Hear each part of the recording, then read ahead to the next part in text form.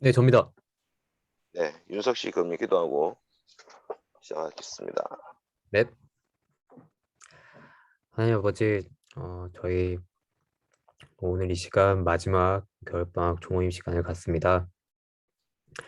저희 이 시간 책 발표를 하는데 서로 책을 읽고 느낀 것, 그다음에 정리한 것 잘 나눔할 수 있게 해주시고 마지막 리더 모임 잘 마무리할 수 있게 해주시옵소서. 이 모든 과정에 주님께서 함께 해주시옵소서. 예수님의 이름으로 기도드렸습니다. 아멘. 아멘, 감사합니다. 아연이부터 네. 5분씩 딱 드릴게요, 5분. 열심히 해보겠습니다. 네, 네, 저는 이제 3장을 정리를 했는데요. 이제 3장에서 이제 저자가 이제 시작하는 말로 이제 딱 처음에 나왔듯이 이제 고3 때부터 교회에 정기적으로 출석을 하기 시작을 했대요. 이때부터 본인 저자가 이제 성경에 익숙해지고 성경이 기독교 신앙의 핵심이라는 사실을 이제 스스로 경험을 하고 깨닫게 되었다고 합니다. 이제 그 기독교 신앙의 핵심이 성경이라는 거를 이제 경험하고 깨달았다 하면서 이제 그런 이제 사례들을 조금씩 얘기를 해주는데요. 첫 번째로는 이제 개혁교회에서는 성경의 중요성을 눈으로 확인을 할 수 있었다고 합니다. 예배당 앞쪽에는 늘 성경책이 있었고 교인석에서도 예배용 찬송가와 성경책이 나란히 비치가 되어 있었고 많은 교인들이 본인들의 성경책을 들고 교회에 오는 것을 보고 이제 성경이 이렇게 신앙의 핵심이구나 라는 거를 경험했다고 합니다.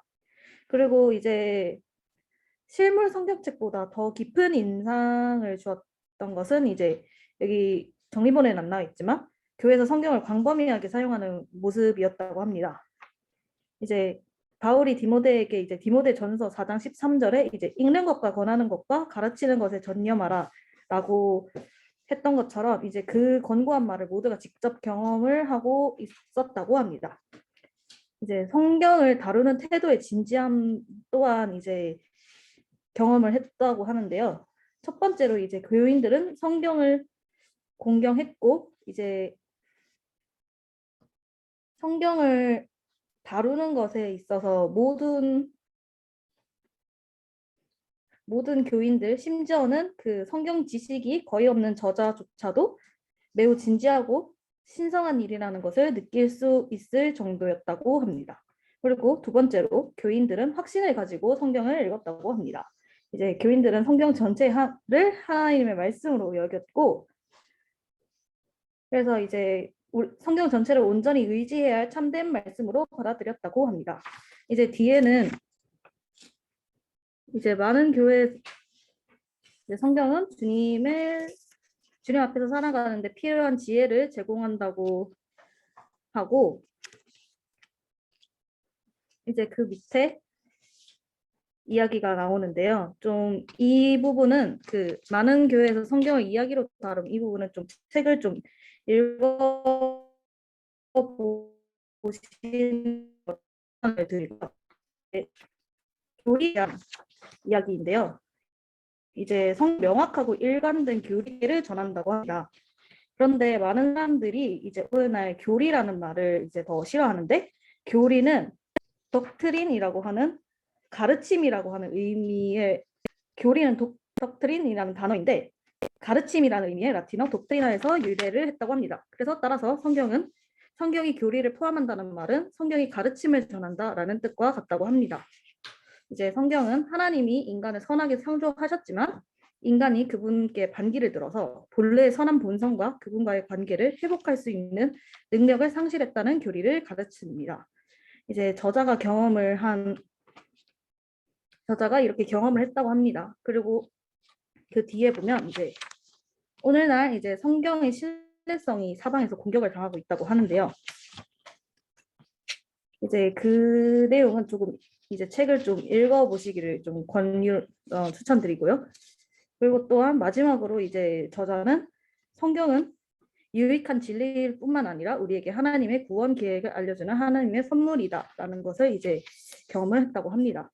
그리고 마지막 줄에 이제 나는 엘라미다 개혁 교회를 통해 성경을 하나님의 말씀으로 공경하고 사랑하는 법을 알게 되었다. 라고 하면서 이 장을 맺습니다. 오, 딱 5분. 이야, 이마연 성공. 성공. 네. 자, 2번 강원모 모시겠습니다. 네, 잠시만 기다려주세요. 아, 실패할 것 같은데? 네, 그러면 또 발표 시작하겠습니다. 잘 들리시나요? 4장의 제목은 기독교인다운 삶을 살다인데, 이거는 개혁교회를 다니면서 교인들의 삶을 보면서 그 교회를 보면서 느낀 점을 작가가 쓴 건데, 여기에 보면 교회의 확실한 목적과 훈련이 있구나라는 점을 느꼈다고 하는데, 그 에피소드가 예배 중에 말썽을 피우는 어린 아들을 아버지가 이제 데리고 나가서 훈계하는 것을 보면서 그렇게 느꼈다고 합니다. 그리고 어릴 적부터 조용히 앉아서 교회 예배하는 법을 가르쳤다고 해요. 그리고 그리고 교회 출석이나 못된 행동을 벌하는 데 국한되지 않고 기독교인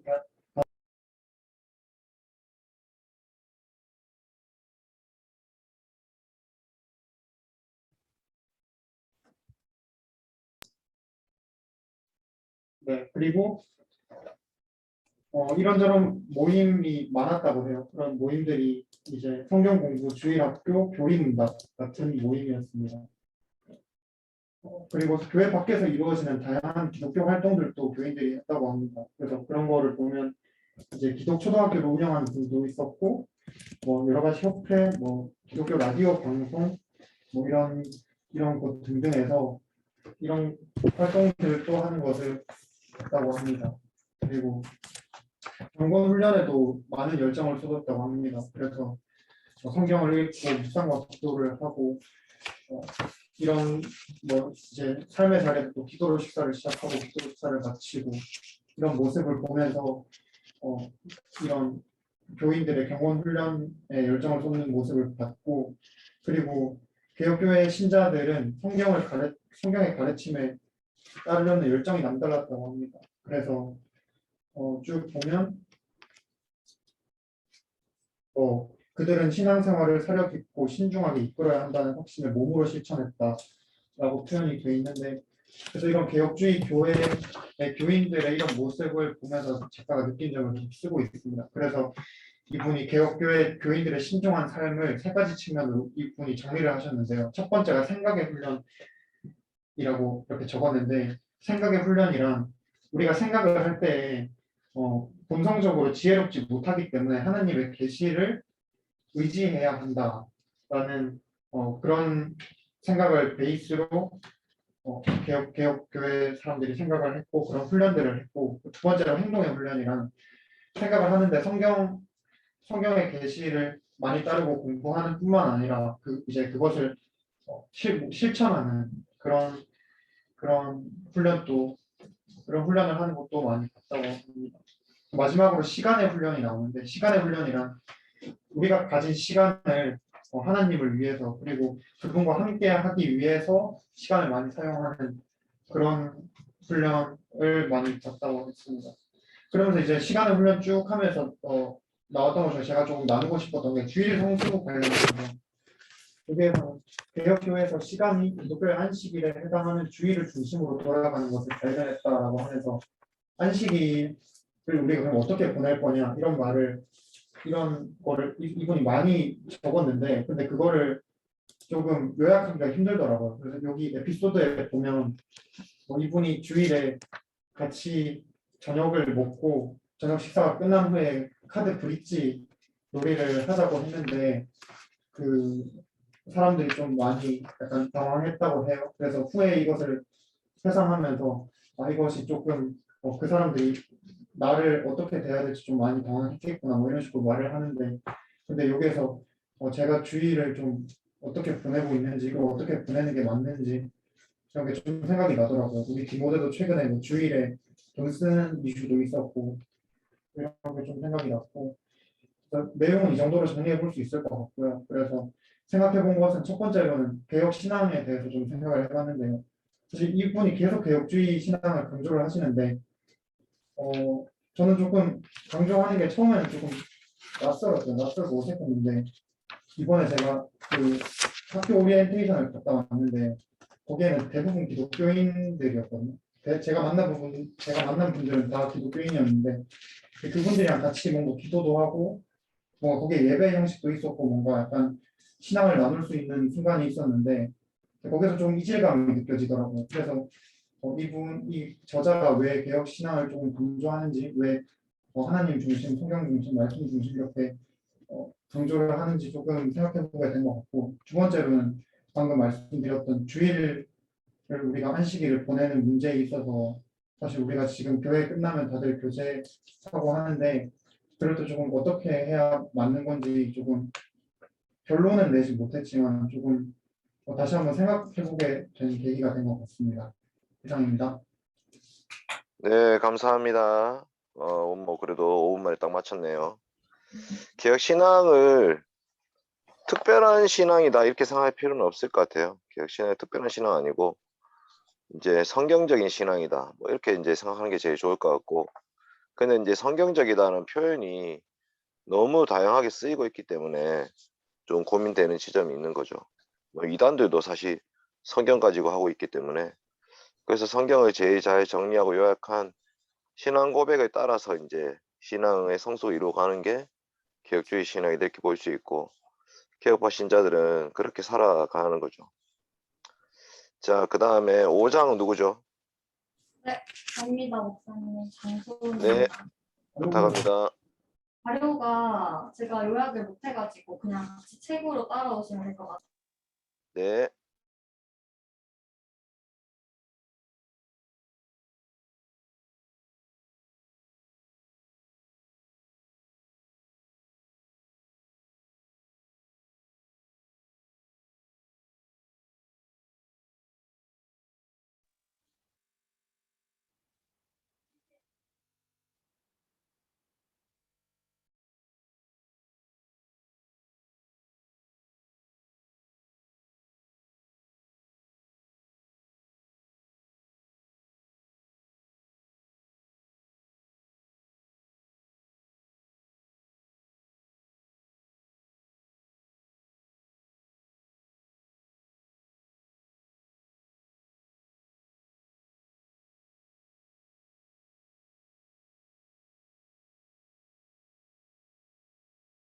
안 들립니다.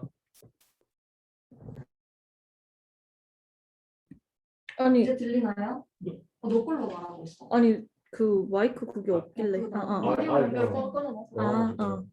오케이. 어디서부터 안 들렸지? 어디서부터 안 들렸죠? 처음부터 다 안 들렸어요. 그런가요? 네, 처음부터 다시 하겠습니다.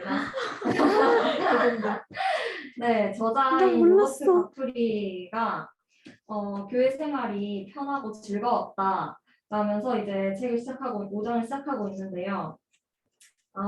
그런데 이제 설교와 성경 공부를 통해서 듣는 말씀들이 모두 이치에 맞는 사실로 다가왔지만 그런 자신이 진정한 기독교인인지 아닌지 고민하는 시간을 가졌다고 해요.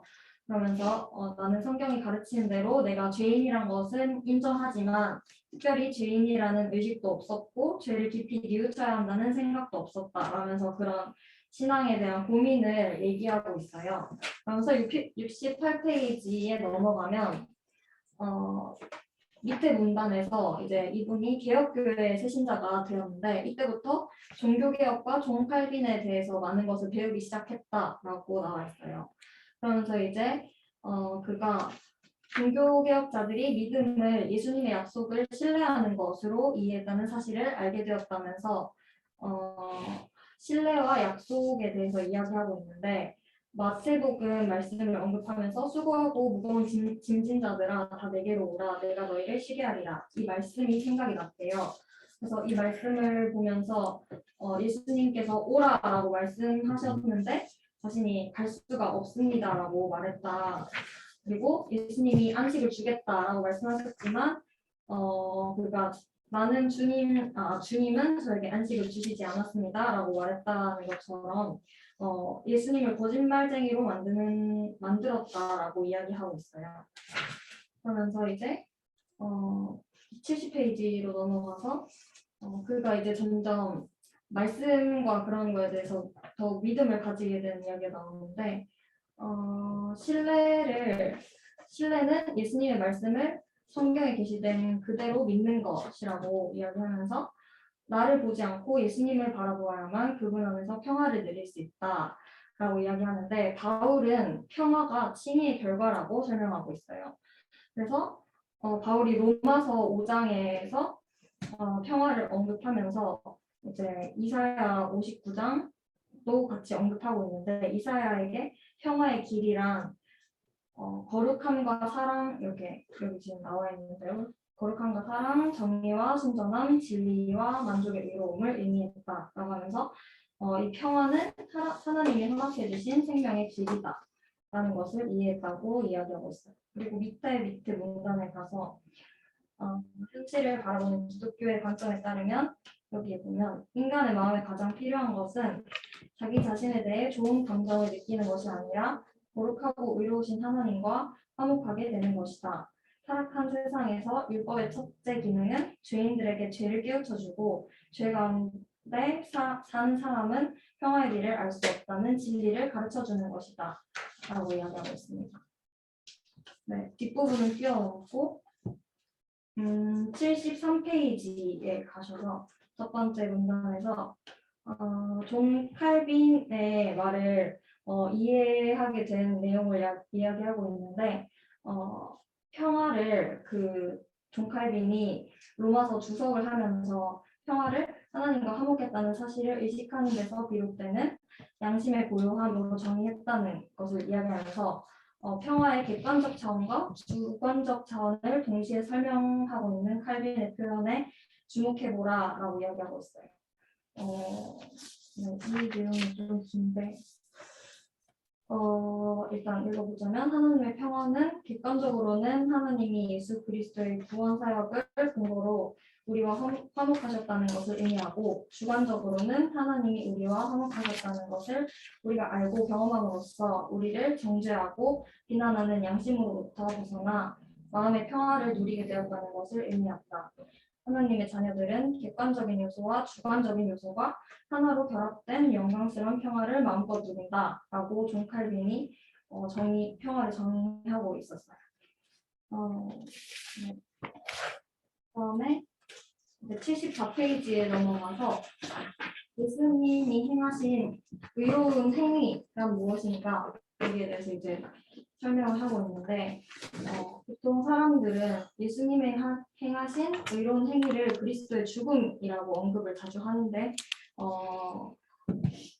이분은 이제 그리스도의 그 죽음 말고도 그분의 모든 삶 전체가 의로운 행위다라고 이제 이야기를 하면서 맨 밑에 문단에 가면 그리스도의 한 의로운 행위에 십자가의 죽음 이상의 의미가 있다는 것을 알 수 있다라고 이야기하면서 그리스도께서 죄를 짊어지고 죽으신 것은 여러 가지 행위가 합쳐진 결과이다라고 이야기하고 있어요.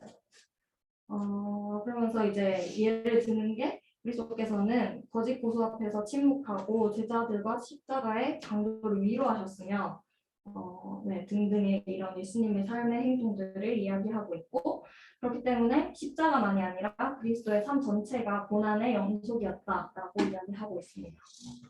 밑에서는 아담이 저지른 한 범죄와 그리스도께서 행하신 한 의로운 행위를 비교하고 있는데요. 아담의 한 범죄는 하나님의 명령을 어긴 것이고 그리스도의 한 의로운 행위는 하나님의 모든 명령에 온전히 복종한 그분의 의로운 삶을 가리킨다라고 말하고 있고 그렇게 다시 또 강조하고 있는 게 한 의로운 행위란 그분의 삶 전체를 가리킨다라고 말하고 있어요. 뒤로 넘어가서 여기서 그 칭의에 대해서 이야기하고 있는데 하나님과 우리가 화목할 수 있는 이유는 바로 하나님이 율법을 온전히 이루신 예수님의 공로를 우리의 공로로 여기시기 때문이다. 여기에서 전가에 대해서 얘기하고 있어요. 전가는 공로나 명예를 아무에게 돌린다라는 뜻이고 기독교는 이를 그리스도의 공로를 부여받는다라는 뜻으로 사용하고 있어요. 그런데 로마 가톨릭에서는 전가가 아니라 기입이라고 가르치는데요. 근데 이것은 그리스도의 의가 신자에게 들어와 실제로 그를 의롭게 만든다라는 뜻이라고 합니다. 그런데 이는 그 칭의와 다른 뜻인데 여기서는 제가 좀 제대로 이해 못한 것 같은데 네, 이 오케이, 부분은 소은아. 네, 시간이 다 돼가지고. 네, 그 이제 이 칭의 부분, 전가 교리는 네, 그 좀 중요하긴 하지만 객관적 구원에 대한 설명하는 거고 주관적 네. 구원에 대한 거는 77쪽에 양심의 고요함을 말하는 거고 양심의 고요함은 못 누리는 두 그룹이 있는데 첫째는 너무 이제 두려워하고 걱정하고 불안하고 염려하는 부류가 있고 두 번째는 너무 자신만만하고 교만한 바리새파 같은 부류가 있어요. 그래서 이제 우리는 객관성과 주관성 모두 다 합해서 이제 그리스도 때문에 칭의를 받은 자들이 하나님과 화평을 누리게 되는 것. 이것은 오직 믿음으로 그리스도와 연합되는 것, 그리스도를 바라보는 것, 그리스도를 신뢰하는 것. 이렇게 이제 정리할 수 있을 것 같아요. 어쨌든 소은이가 수고가 많았네. 감사합니다.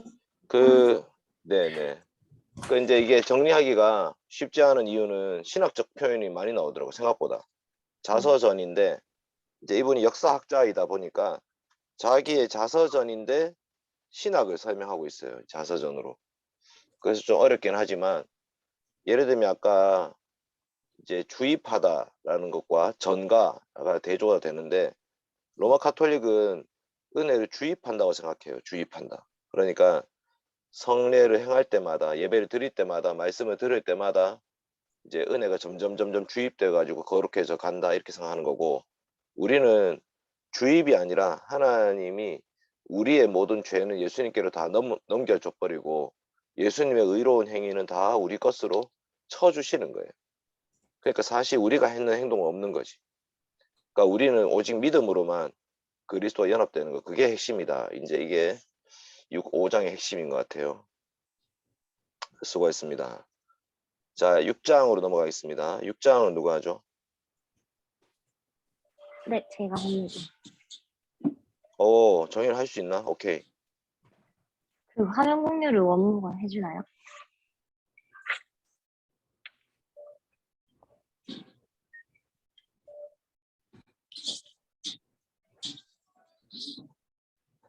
네, 6장 내용은 이제 신자의 구원은 확실하다라는 주제로 하고 있는데 이제 이 저자가 칼빈 사상을 연구하면서 이제 확실성에 대해서 좀 많이 느낀 점이 있다고 해요. 그래서 칼빈주의에서 확실성이 드러나는 부분들이 여기 3개 나와 있는데 첫 번째, 개혁주의는 성경이 하나님의 말씀이라는 확실성에 근거한다. 두 번째, 개혁주의는 신자의 구원이 확실하다고 믿는다. 그리고 세 번째는 신자가 하나님의 선택을 받았으며 끝까지 믿음 안에서 인내한다 것이다. 이렇게 돼 있는데 이 첫 번째, 두 번째 주장은 이제 그 개혁주의 사상이랑 이제 루터주의 사상이랑 둘 다 인정하는 부분인데 이제 세 번째가 갈린다고 해요. 그래서 이 선택 교리에 대해서 루터주의는 이 선택이 하나님의 감추어진 뜻이라서 우리가 알 수 없는 거라 하고 그리고 개혁주의에서는 이게 오로지 하나님의 은혜로 되었다고 하는데 이게 차이가 나는 지점이라고 합니다. 그래서 이 선택이 오로지 하나님의 은혜에 달려있다는 이런 독특한 측면에 대해서 이제 개혁주의 내부에서도 알미니우스주의가 일어나서 이제 정통 개혁주의 신학에 이거에 대한 도전장을 내밀었어요. 그래서 뭐 5가지 말을 했는데 그건 책에 보면 네, 나와 있습니다. 그래서 이에 맞서서 이제 개혁주의도 칼빈주의 5대 교리를 작성했어요. 그래서 이 교리는 은혜의 교리라고도 불리는데요. 이게 구원의 은혜로운 속성을 강조할 뿐 아니라 또 모든 신자가 누려야 할 구원의 확신과 확실성을 온전히 의식하게 해준다고 네, 이 책에 적혀 있었습니다. 그래서 이 교리를 뒷받침해주는 게 에베소서 1장에 잘 드러나 있는데 여기서 바울이 은혜의 교리에 대해서 설명해요. 그래서 그 내용이 이제 밑에 나오는 내용인데 첫 번째로 이제 무엇을 말해야 하는가에 대해서 말합니다. 그래서 에베소서 1장 4절에 보면 하나님이 창세 전에 우리를 선택하셨다고 해요. 그래서 이거에 대한 설명이 책에 더 자세하게 나와 있는데 그래서 선택의 근거가 우리가 아니라 하나님께 있다는 것을 분명히 암시하고 있고요. 두 번째로 우리가 하나님의 기쁘신 뜻대로 선택되었다. 이거는 이제 우리가 우리의 구원이 하나님의 주권적인 선택에 따른 것이다 라는 걸 말해주고요. 그리고 우리가 거저 선택되었다고 6절에 나와 있는데 이건 이제 그분이 자신의 기쁘신 뜻대로 자유롭게 선택했고 어떤 외부의 영향을 받은 게 아니다. 그래서 선택은 전적으로 하나님의 주권에 달려 있다. 우리의 뜻이 아니라 구원이 하나님의 주권이다. 이런 걸 인정하는 거고 네 번째는 우리가 그가 사랑하는 자이신 예수 그리스도 안에서 선택되었다고 하는데 하나님이 우리를 그냥 우리 자체를 보고 사랑하시는 게 아니라 그리스도 안에 있는 우리를 보고 그리스도를 통해서 사랑한다고 말을 해주고 있어요. 네. 그래서 이제 이 예정 선택에 대한 교리를 우리가 언제 말해야 하는가에 대한 것도 많이 해주는데 이제 보통 우리가 예정 선택이라고 하면 좀 사람들의 인식이 선택이 약간 문제라는 인식이 있는 거예요. 왜냐하면 일단 두 가지 의견들이 있는데 예정에 관해서 가능한 입을 다무는 것이 좋다고 그래서 생각하고 또 어떤 사람들은 선택에 관해 말하되 성숙한 신자들에게만 말해야 한다 이런 식으로 생각해요. 저희도 보면 뭔가 저희가 선택받았고 다른 사람들은 지옥을 갈 것이다 그건 어쩔 수 없다 이런 말이 어떻게 보면 미안하게 생각하기도 하고 좀 그렇잖아요. 그래서 선택을 문제라고 이렇게 생각하고 있고 또 그래서 선택을 요즘 교회에서 말을 잘 많이 안 한다고 해요. 그래서 이런 이유가 크게 네 가지가 있는데 일단 어렵고 신비한 교리이고 그다음 두 번째로 인기도 없고 논란의 소지가 많다고 해요. 그리고 세 번째로 아까 우리가 걱정했듯이 오해되기 쉬운 교리이기 때문에 조심하고 또 마지막으로 이게 가장 큰 이유인데 많은 사람들에게 부당하다는 인식을 준다고 생각하기 때문에 이 교리에 대해서 조금 많이 다들 조심스러워합니다. 근데 이제 인간이 흔히 생각하는 그 공평하다는 것이 사실 알고 보면 기독교에서 말하는 그 계시적인 말씀에 대해서 갈등 좀 차이가 나는 게 있어요. 세상이 말하는 공평이랑.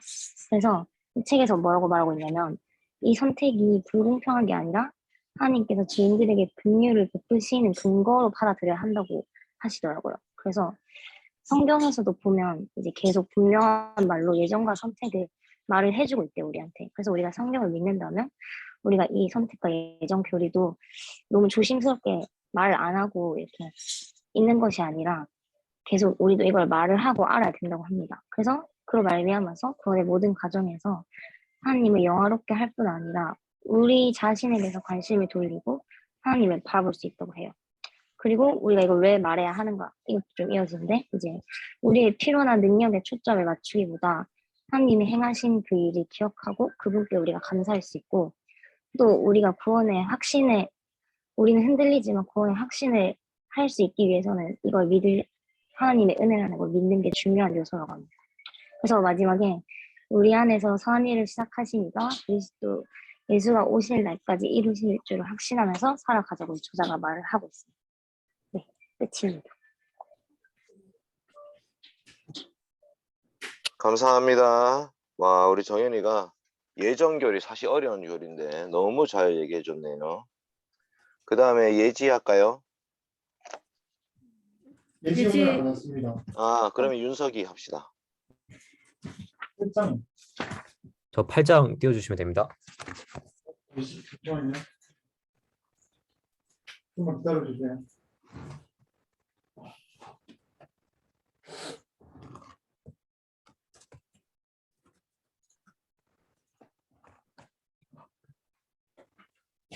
네, 정리한 건 이게 끝이고요. 네, 발표하겠습니다. 일단 이 8장은 하나님께서 저에게 주신 소명에 대해서 얘기를 하고 있는데 저자는 하나님께서 우리에게 하나님의 뜻을 우리에게 직접적으로 알려주지 않는다고 말하고 있어요.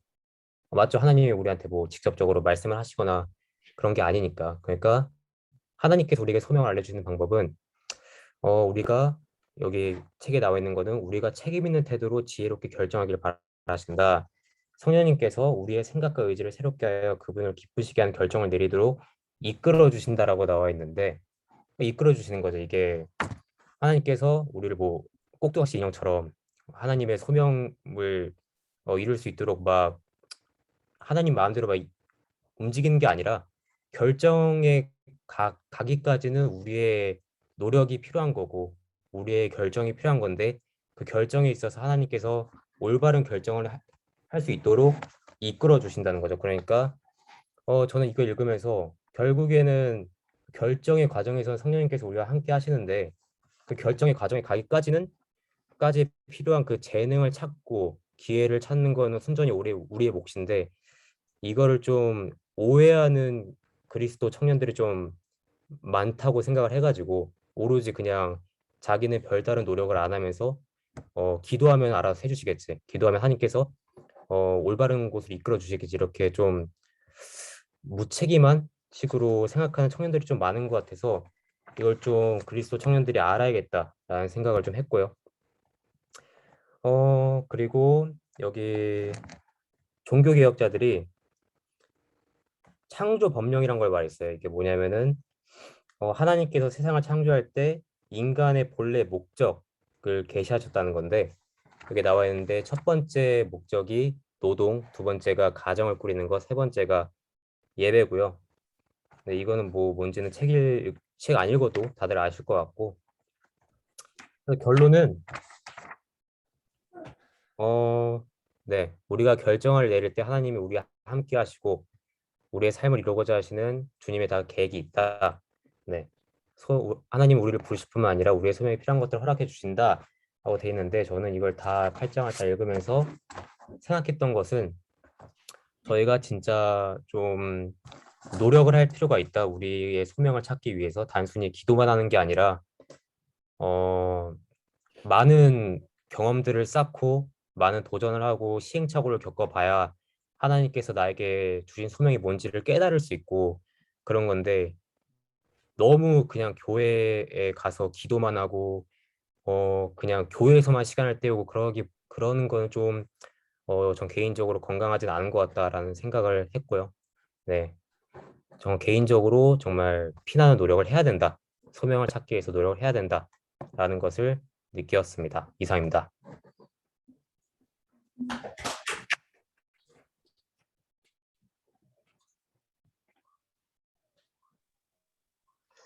네, 그 윤석이 발표한 부분이 창조 법령이 좀 중요한 부분이에요. 왜냐하면 이제 이 로버트 가프리는 이 분이 이 세 가지 기준으로 자기 인생을 돌아보면서 자기는 어떻게 그 길을 걸어왔는지를 소명 중심으로 이해를 해요. 그래서 이제 노동과 가정과 예배인데 어쨌든 이제 우리도 기본적으로 이 큰 틀 안에서 이제 소명을 받는 거거든요.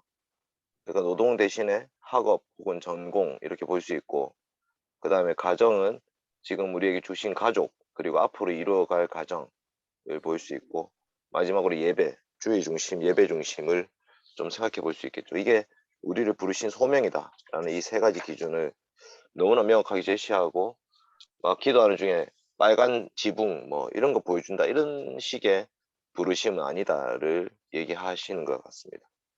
자, 9장 오성민 씨 한번 해주세요.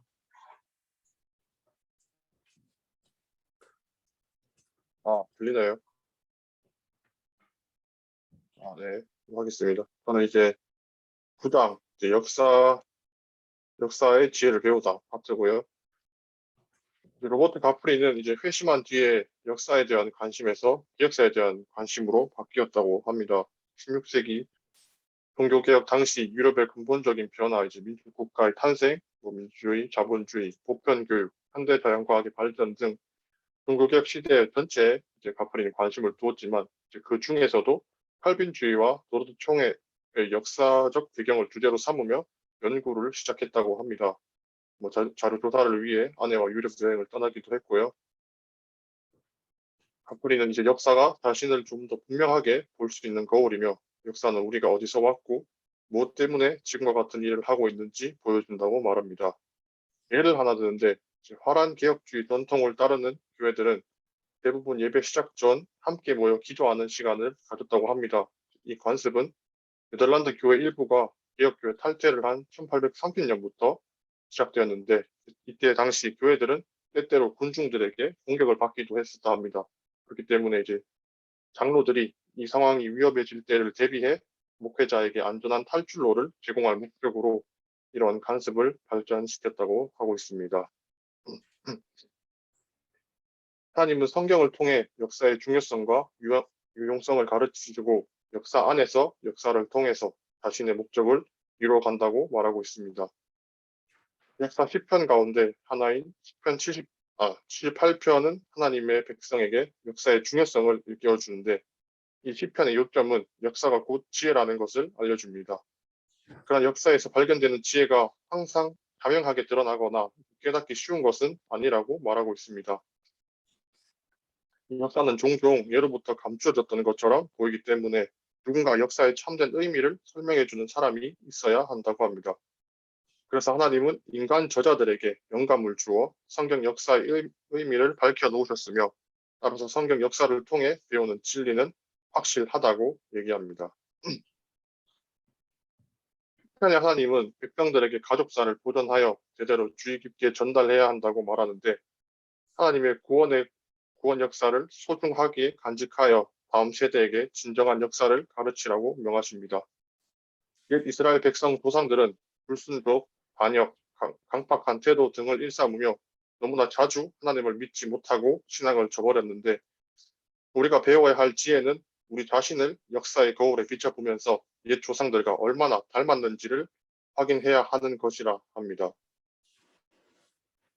다음으로 이 시편은 역사를 통해 우리 스스로의 노력만으로는 하나님과 안정된 관계를 맺을 수 없다고 가르치는데 시편에서 다윗과 유다의 후손들을 예로 들면서 하나님은 그 모든 사건들이 개개인의 노력이나 우연으로 이루어진 것이 아닌 하나님의 주권적인 뜻대로 이루어지고 있으며 하나님 뜻대로 이제 역사를 결정하고 선택하여 백성을 구원으로 인도하시는 것이라고 말하고 있습니다. 그다음 이제 처음에 했던 도르트 신경에 대해서 조사하는 내용이 있는데 이거는 넘어가고요. 너무 어려워요. 다음으로 가프리는 칼빈주의를 좀 더 폭넓게 연구하면서 현대 서구 사회에 매우 큰 영향을 미쳤다는 사실을 깨닫게 됩니다.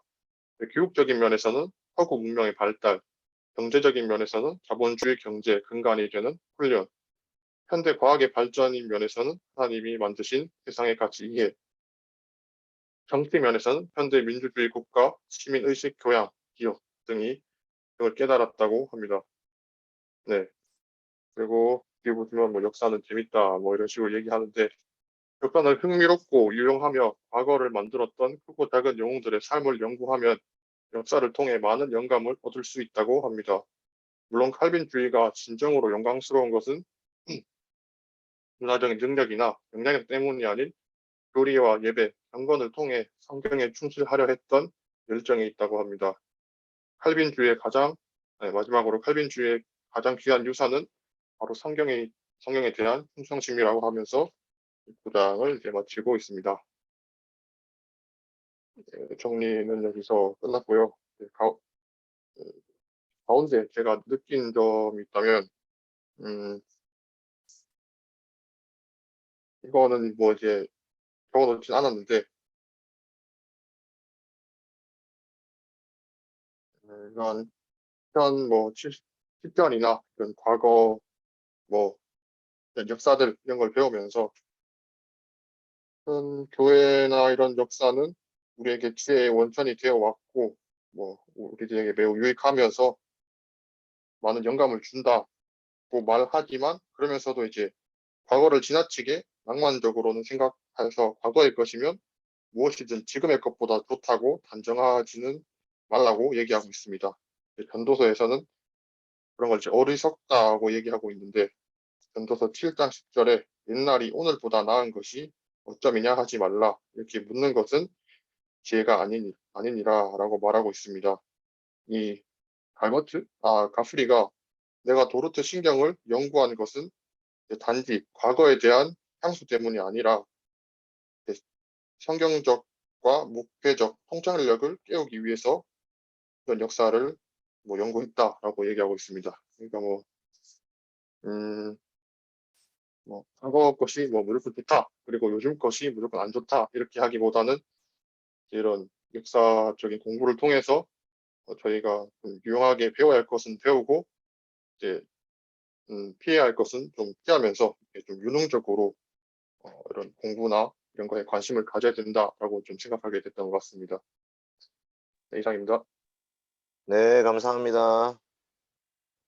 그 다음에 10장이 주영인데 혹시 주영이가 없잖아요. 시온이가 그 파일 올렸는데 일단 제가 조금 발표를 할게요. 그 10장에 기독교인은 두 나라 시민이라는 말은 기본적으로 우리의 이제 시민권, 그 우리의 어느 나라 국민이냐 하는 그 이제 영주권 혹은 시민권, 영주권 또 뭐 있지? 하여튼 우리나라 사람이다 이걸 뭐라 표현하지? 영주권, 시민권 말고 뭐 하여튼 그러니까 기본적으로 우리는 우리나라 사람이잖아요. 우리나라 사람, 대한민국. 근데 이제 우리는 우리나라의 시민이 뿐만 아니라 기본 이제 예수님 믿음으로 말미암아 하나님 나라의 백성이 된 거죠. 그래서 이제 로버트 가프리가 그 하나님 나라 백성임을 어떻게 이제 표현할 것인가 이걸 이제 밑에 하나의 예를 들어서 설명하죠. 자기가 이제 독일의 가족들을 알게 됐는데 그들은 침례교인들이었다고 해요. 근데 독일은 기본적으로 루터파인데 루터파라는 동네에 침례교회를 다니고 있으니까 그 침례교회 다니는 사람들이 이제 괴롭혔던 거죠. 괴롭히죠. 그리고 나중에 나치 정권 때는 더 괴롭혔대요. 왜 히틀러 소년단 모임에 보내지 않느냐, 침례교 교회 가냐 이렇게 막 괴롭히다가 근데 괴롭히든 말든 자기들은 이제 교회를 갔는데 나중에 이제 나치가 패전했죠. 그러고 나서 완전 나치는 이제 축출되어야 되는 대상이 됐어요. 이 가족들도 불황자 신세가 된 거죠. 그런데 이제 이때 이 침례교 성도들이 어떻게 했냐면 그 원수를 사랑하라는 말씀 때문에 그 가족들을 이렇게 맞아들였어요. 그러니까 와 어떻게 이런 일이 있지 하면서 사람들이 도대체 이들에게 신앙이 무엇일까라는 것이 궁금해지고 이 로버트 가프리도 이 독일 가족들 만난 것이 너무나 큰 충격이면서 또한 도전이었다 이렇게 보는 거죠. 그래서 이제 핵심은 뭐냐면 기독교인들은 누구나 자기의 그 시민권 혹은 자기의 이제 뭐라 하지? 하여튼 난 우리나라 대한민국 국민이다라는 것이 있잖아요. 그렇죠? 근데 그 대한민국 국민보다도 훨씬 더 중요한 이제 소속감은 하나님 나라 백성이라는 거죠. 그래서 제가 한번 옛날에 질문한 적 있죠. 일본에 사는 그리스도인과 우리가 더 친밀하냐 아니면 대한민국에 사는 불신자가 더 친밀하냐 그런 질문 한 적이 있는데 결론은 하나님 나라 백성이죠. 결국 천국 가서 하나님과 함께 예수 그리스도와 함께 예배드리면서 함께 손잡고 있을 사람들은 일본에 있는 그리스도인들이거든요. 그러니까 일본이 아무리 나쁜 짓을 했다 하더라도 그 일제 치하의 역사는 잊을 수가 없지만 그럼에도 불구하고 일본에 있는 그리스도인들은 그 일본 사람이라는 것을 뛰어넘어서 같은 예수 그리스도의 피로 한 몸 된 사람들이죠. 우리는 그들과 연합되는 것이 우선적이다 이런 얘기를 하는 거예요. 근데 이제 여기서 하나의 착각은 뭐냐면 미국에 있는 기독교인들은 자기들이 미국 국민이라는 것만 해도 그게 마치 어떤 특별한 신분을 보장해 주는 것처럼 거기가 진짜 하나님의 나라를 세운 것처럼 착각하고 있다. 그래서 가프리가 미국을 엄청 깝니다. 미국은 그런 나라가 아니다. 우리는 하나님 나라 백성으로서의 교회의 성도됨이 훨씬 더 중요한 소속감이 있어야 된다. 이런 얘기를 이제 가프리가 해요. 밑으로 쭉 내려오십시오. 네, 끝입니까? 예. 그래서 우리는 영적인 시민권을 이해해야 되고요. 미국 문화 가운데 반기독교적 요소도 많습니다. 예를 들면 지금 자본주의 이런 게 사실은 반기독교적이죠. 사회재산이 반기독교적이에요. 기본적으로 사회재산이 중요하지만 그 사회재산도 기독교적인 가치로 생각해보면 하나님이 우리에게 맡겨주신 재산이죠. 어떤 사람에게 많이 맡기고 어떤 사람 적게 맡기시죠. 어떤 사람에게는 더 많은 일을 할 수 있는 능력을 주셨고 어떤 사람은 조금밖에 일할 수 없는 상황을 주신 거예요. 그러면 우리는 어떻게 생각해야 되냐면 하나님의 부르심이라는 관점에서는 장애인이나 날 때부터 가난한 집이나 이런 사람들도 같은 어떤 기본적으로 먹고 살 수 있는 생활권을 보장해 줘야 되는데 자본주의는 그거를 다 해체시켜 버리죠. 자기의 능력, 자기의 어떤 출신, 기본적으로 자기가 원래 갖고 있던 것들이 뛰어나면 훨씬 더 많은 것을 누릴 수 있도록 만들어주는 게 자본주의죠. 사실은 공산주의도 사실 잘못된 거예요. 공산주의도 똑같이 일해서 똑같이 먹고 산다는 개념이 불가능하거든요. 그리고 결국은 공산당원들만 잘 먹고 잘 살죠. 그러니까 기독교적 가치는 이 세상의 어떤 그 주의, 어떤 가치보다도 훨씬 더 우월한데 우리는 그거를 이제 거꾸로 이해할 경우가 많습니다. 민주주의도 마찬가지죠, 여러분. 민주주의가 성경적입니까? 성경이 말하는 건 어떻게 보면 신주주의죠. 신본주의고 하나님이 이끄시는 하나님 나라를 세워가야 되죠. 그런데 우리는 그 신의 뜻을 한 사람이 독재를 한다고 해서 알 수가 없고요. 그 다음에 왕정 같은 것도 하나님 나라가 통치가 이루어지지 않죠. 그래서 이제 지금은 민주주의가 좋은 것처럼 되어 있어요. 근데 이 안에서 우리는 계속 고민해야 되죠. 과연 하나님의 통치는 어떻게 이루어지는 것일까? 지금 문재인 대통령을 통해서 하나님의 통치가 이루어지는 것이 맞을까? 좀 이따 윤석열 대통령이 되거나 이재명 대통령이 되면 과연 하나님 나라 이루어질까? 이런 것들을 고민하면서 우리는 이 세상에 대해서 하나님 나라만큼의 가치를 두어서는 안 됩니다. 하나님 나라는 교회를 통해서 영적인 통치가 일어나는 거거든요. 그래서 이제 바울도 로마 제국의 시민권 소유한 것을 자랑스럽게 여기긴 했지만 그럼에도 불구하고 나는 하나님 나라의 시민이다 라는 것을 더 추구했다라는 거죠. 쭉 내려오세요. 원모 자나? 네. 그래서 이제 우리는 진정한 시민권이 하나님 나라의 백성이 편협한 민족주의가 아니라 다양한 문화와 다양한 사람들을 이해해야 되고 예수 그리스도와 그분의 나라에 충성해야 됩니다. 이게 결론이죠. 그 다음 페이지 또 있습니까 혹시? 끝입니까? 오케이. 10장 이렇게 이해할 수 있겠고 11장은 그러면 시온이가 한번 해주십시오.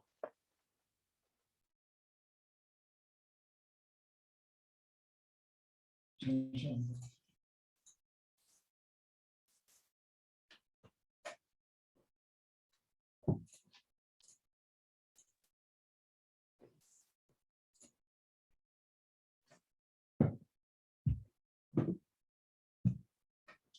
네, 저는 읽기 쉽게 이제 그냥 구어체로 정리를 해가지고 편하게 제가 따라 읽을 때 그냥 눈으로 같이 보시면 되겠습니다.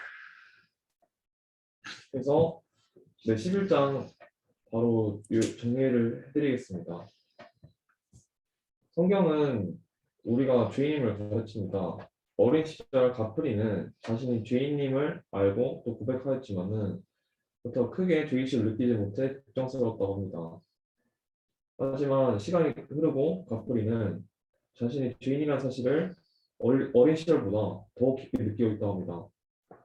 가프리가 개혁주의 신학을 연구할수록 깨달은 것은 믿음이 성장하면서 죄의식도 더 강해지고 성품도 더 거룩해진다는 것이었습니다. 오늘날 율법은 많은 기독교인들을 곤혹스럽게 만드는 주제입니다. 어떤 사람들은 기독교인은 더 이상 율법이 아니라 은혜 아래에 있다고 주장합니다. 성경 여러 부분에서 이와 관련된 구절들을 찾을 수 있습니다. 고린도후서 3장 6절 말씀입니다. 율법 도움을 죽이는 것이요 영을 살리는 것이니라. 로마서 3장 20절 율법으로는 죄를 깨달음이니라. 로마서 6장 14절 너희가 법 아래 있지 아니하고 은혜 아래에 있습니다. 등등 여러 말씀들이 있습니다. 하지만 우리는 성경 전체의 가르침을 파악해야 합니다. 예수님은 이렇게 말씀하셨습니다.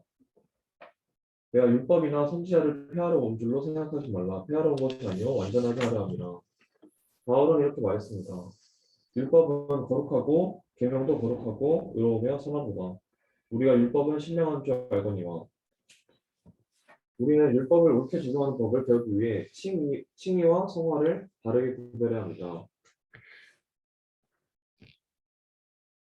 웨스터민스터 대요리 문답 7.5는 이렇게 말합니다. 칭의와 성화는 서로 때려야 뗄 수 없는 관계를 맺고 있지만 서로 다르다. 하나님께서는 칭의를 통해 그리스도의 일을 증거하시고 성령께서는 성화의 은혜를 베풀어 칭의를 실천할 수 있게 하신다. 칭의를 통해서는 죄가 용서되고 성화를 통해서는 죄가 정직된다. 이 요긴문답은 묻는 자에게 칭의와 성화가 항상 공정한다고 가르칩니다. 말의 표를 좀 주시겠습니다. 이거 칭의도 있으니까 눈으로 한번 읽어주시면 될 것 같고요. 그래서 칭의와 성화는 어찌 보면은 이제 같다고 생각이 될 수도 있지만은 그 본질적으로 아예 다른 두 가지 개념이고, 그리고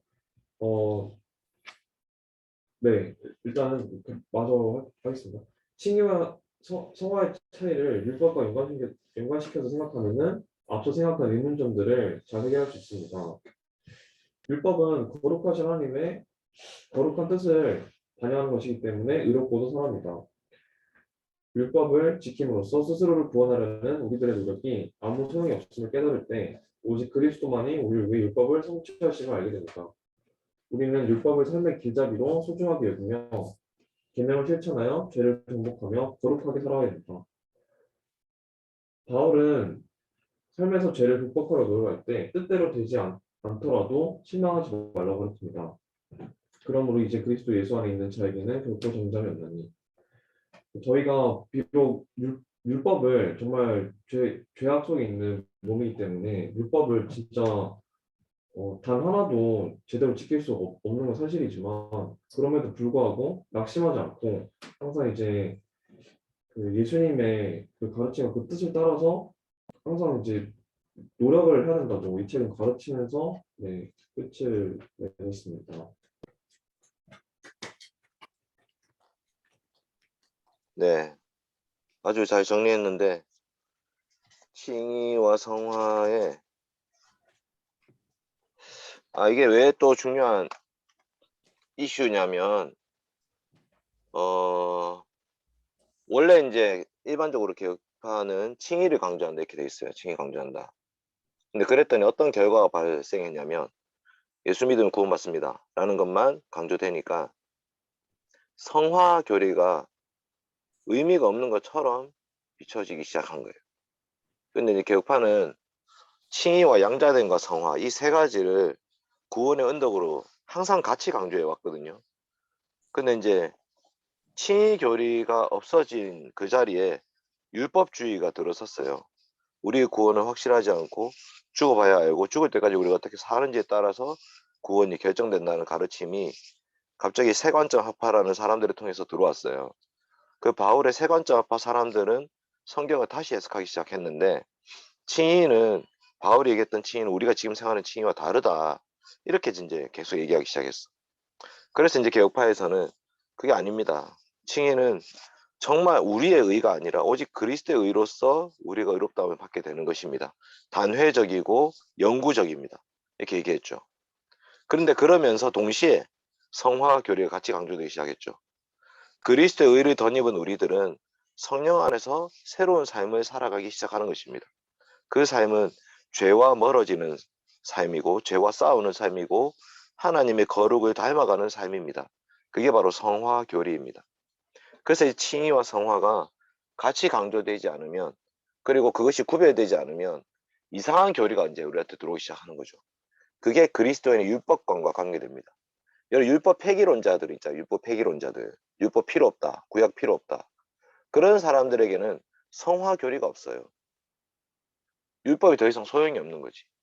근데 우리는 성령의 법을 믿거든요. 성령 하나님께서 우리 안에 그 율법을 지킬 수 있는 능력을 주시고 율법이 선하며 계명도 의롭기 때문에 우리가 그 말씀에 따라서 온전히 살아가야 돼 감사의 생활이라는 것이 있습니다.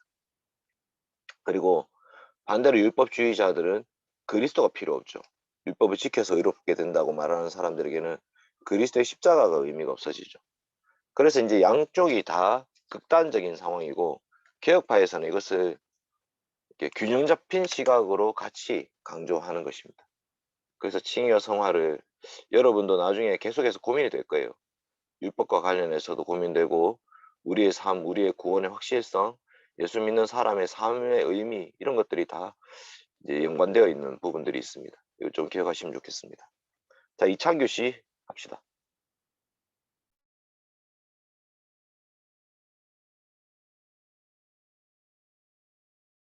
시작하겠습니다. 12장은 예배 중심적인 삶을 살다입니다. 포인트만 몇 개 찍어볼게요. 중세시대 때 기독교인들 예배를 잘 못 드리고 있었어요. 그래서 루터랑 칼빈이 바르게 예배를 드릴 수 있도록 변화를 시도했는데 그 배경이 1번 우상 숭배를 피하려는 열정입니다. 1계명에 나와 있는 거고 2번은 2계명에서 나와 있는 건데 하나님을 바른 방법으로 예배하려는 노력. 이 두 가지 열정과 노력을 가지고 루터와 칼빈이 점진적으로 예배의 변화를 시도합니다. 그렇게 해서 만들어낸 게 표준 예배 모범이라는 게 탄생이 돼요. 이 표준 예배 모범이 왜 필요하냐가 바울이 그 골로새 교회에서 있었던 그 사례를 통해서 드러나는데, 바울이 골로새 교회에서 진행되는 그릇된 예배를 염려하고 있었고, 그래서 자의적으로 숭배를 하는 것을 엄격히 금하는 사건이 있었어요. 이걸 보면서 예배의 모범이 꼭 필요한 것이다라는 의견을 뒷받침하고 있습니다. 그리고 히브리서에는 우리가 지금 드리고 있는 예배, 또 교회 다니는 거, 이거에 대해서 이런 특권을 설명하는데, 이 특권을 설명할 때 세상과 달리 하늘의 교회는 기쁨이 가득한 교회라고 설명합니다. 근데 여기서 우리가 주의해야 될 점은 우리가 자만해야 되는 것이 아니라 그 기뻐하는 무리와 교제를 나누라는 하나님의 명령에 집중을 해야 된다. 이 점이 우리가 신경 써야 될 점입니다. 그렇다면 우리는 이 위대한 구원과 예수님이 시작하신 나라에 대해 반응은 어떻게 해야 되는가? 1번, 두 가지인데 1번 감사해야 합니다. 2번 경건함과 두려움으로 하나님을 기쁘게 섬겨야 합니다. 여기서 기쁘게 섬겨야 된다는 것, 즉 하나님을 기뻐하시는 예배를 드려야 되는데, 그럼 하나님이 기뻐하는 예배가 뭐냐를 봤을 때 사도행전 2장 42절에 나와 있는데, 그들이 사도의 가르침을 받아 서로 교제하고 떡을 떼며 오로지 기도하기를 힘쓰니라. 여기서 드러나 있듯이 예배는 설교, 찬양, 성례, 기도 등으로 구성이 되어 있습니다. 이게 하나님 기뻐하시는 예배라고 합니다. 근데 오늘날 교회는 기쁨만 강조하는 경향이 있대요. 근데 우리는 아까 말했듯이 기쁨뿐만 아니라 경건함과 두려움도 함께 가득해야 한다고 히브리서 12장 28절 통해서 말씀을 해주십니다. 근데 오늘날 예배의 변화가 어떻게 일어났냐면, 미국이 유럽에 비해 예배 형태가 빠르게 변화했는데 이게 부흥운동의 영향이라고 합니다. 뿐만 아니라 오순절주의, 은사운동, 그리고 알미니우스주의와 부흥운동 등등이 영향을 받아서 예배의 변화가 더 빨리 이루어졌습니다. 그리고 이제 예배 인도자로서 목회자의 역할은 축소되었고, 여러 명의 인도자들, 즉 찬양 인도자라든지 그런 찬양과 기도와 간증과 특송을 이끄는 방식이 유행이 되어버렸습니다. 그럼 개혁주의 예배의 네 가지 본질적 요소는 뭐냐? 1번, 이거는 사람들의 교제의 시간이 아니라 하나님과 언약 백성이 만나는 시간이다. 2번은 그 하나님과 그분의 백성들 사이에서 대화가 이루어지고 있는데 이게 설교와 성례 그리고 기도와 찬양으로 드러난다.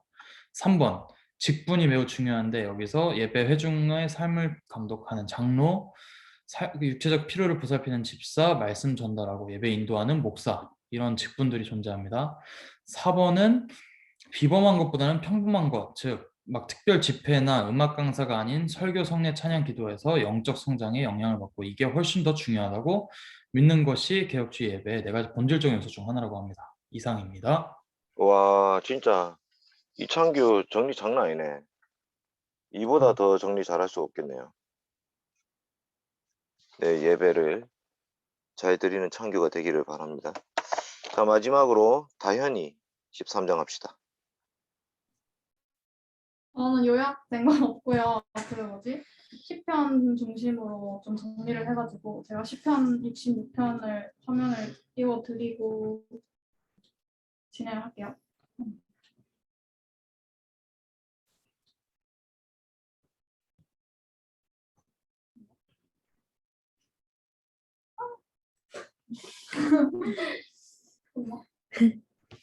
난 되지?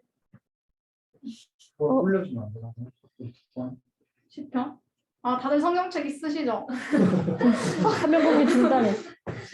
그냥 10편, 66편 보시면서 따라오시면 될 것 같고, 저는 마무리하는 챕터고요.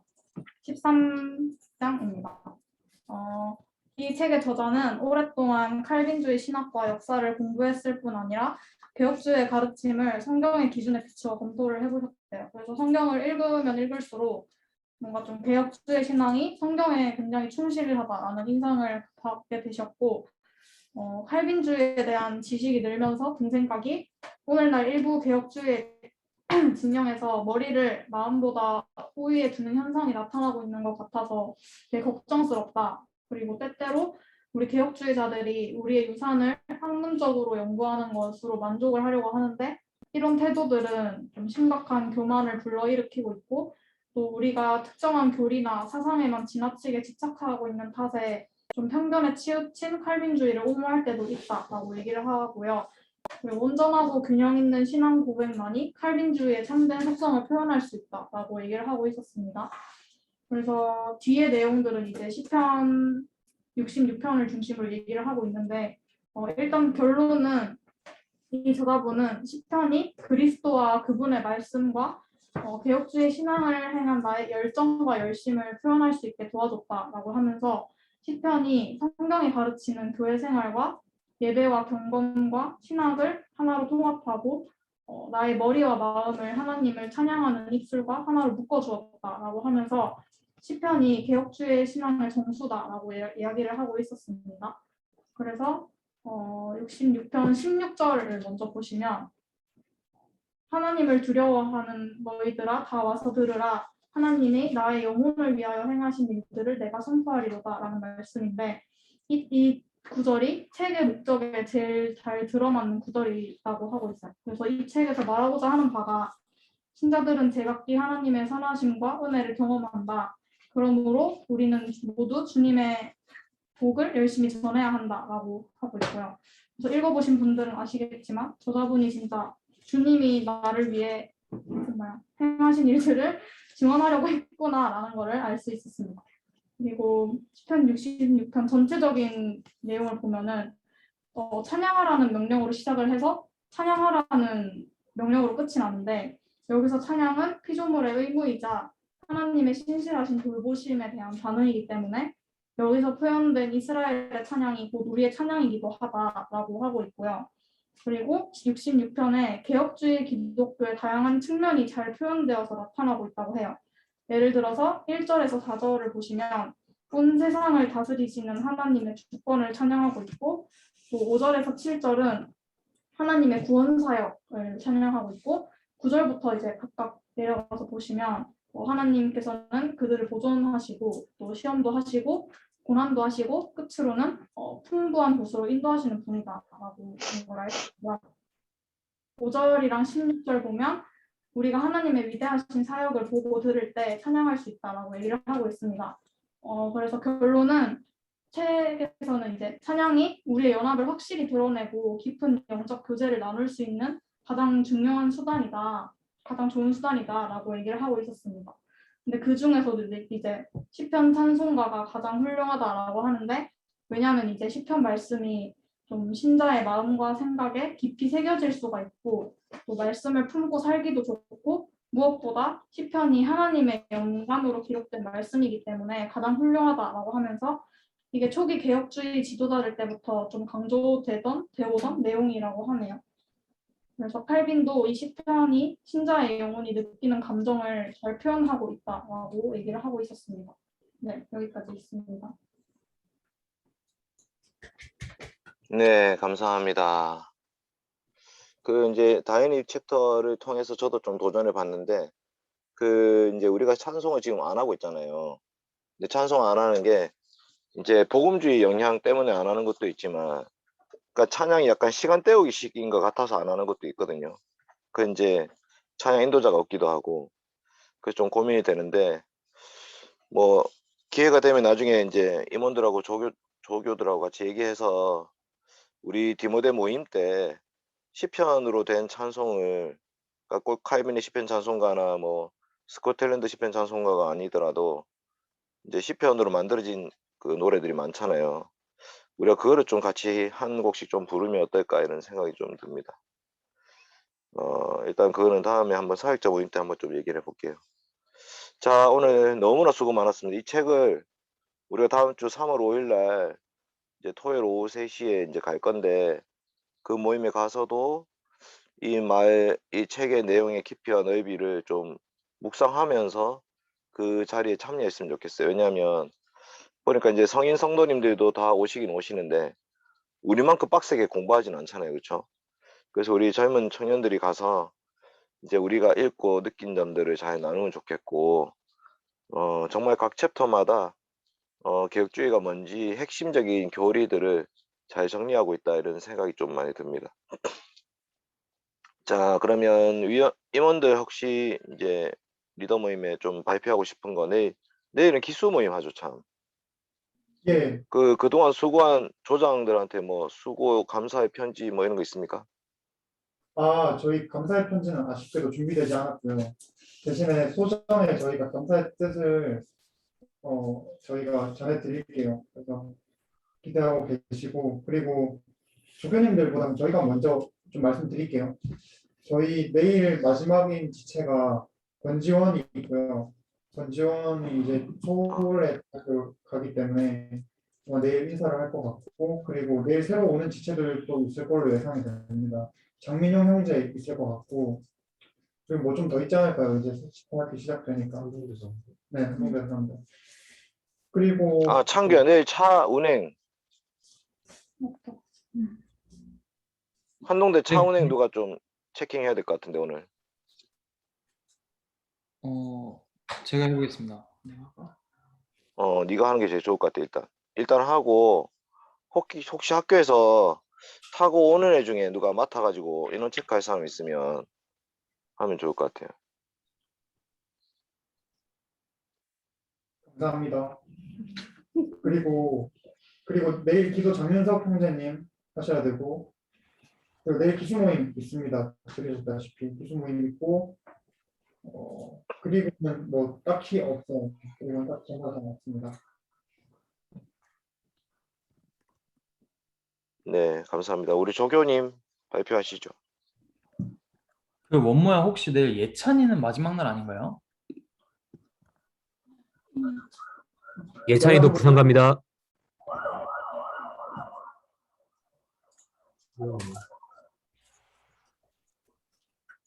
네, 맞네. 예찬이 부산 가네. 자, 조교 맞아요. 예찬이 부산. 시작해 보겠습니다. 네. 저희 조교 공지는 민주가 전달해 줄 겁니다. 뭐야? 말씀드린 것처럼 이제 내일은 마지막 우리 교회 일요일 날 교회 마치고 조장이랑 이렇게 해서 다 같이 마무리를 할 예정이니까 그거를 생각하고 계시면 되고요. 말고는 없습니다. 오케이. 오늘 수고 많았습니다. 내일 만나요. 고생하셨습니다. 빠이엄.